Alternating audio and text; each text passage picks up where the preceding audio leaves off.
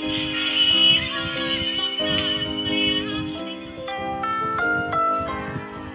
programang ito ay rated SPG. Striktong patnubay at gabay ng magulang ang ay talagang iyak na iyak si Giselle dahil sa kanyang mga nakikita at hindi siya papayag na maging walang silang gagawin sa kanilang ama. Dito na nga talagang binuhusan pa ng tubig at talagang video talagang ipinakita ni Balahadja na kung saan talagang ikinatutuwa pa ni Moira.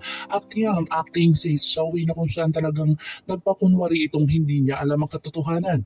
Dito na nga ay talagang nakuha na naman niya o nabilog na naman nila ang si Dr. RJ Tanyang na kung saan papayag ito sa kapalit ng 100 million kapalit ang ulo ng kanyang ama.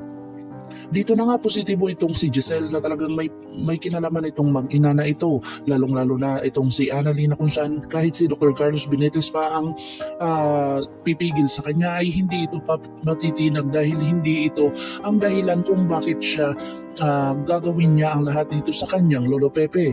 Dito na nga ay talagang nakita nilang tatlo na ni Dr. RJ Tanyag at saka ni Giselle at saka ni Annalyn ang video ni Don Pepe na kung saan binubuhusan siya ng tubig.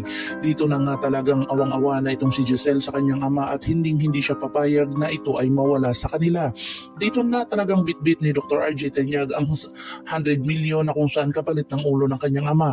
Dito kaya ay isang patibong lamang ni Moira o talagang totoong maililigtas niya ang kanyang ama o talagang bangkay na makukuha ni Dr. RJ Tanyag ang kanyang papa. Si Lynette naman ay talagang nasa panganib na ang kanilang sitwasyon ni Harry kung saan talagang pumunta si Harry doon ulit sa kanila na kung saan talagang nakita ni Harry ang kanyang bilin at sulat na nagpapahiwatig na nasa masamang kalagayan siya. Dito na nga si Harry ay talagang binugbog ng tauhan ni Moira na kung saan talagang hindi na ito makatayo at talagang hinihila na lang ito ng isang tao.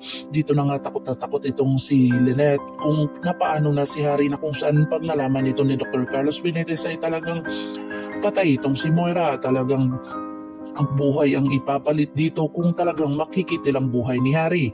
Pakakabangan natin ang mga susunod pa na episode na ito. Ang abot kamay na pangarap. If you like my story, please like, share, and subscribe para ma-update po kayo sa mga susunod pa. Yun lamang po at maraming salamat.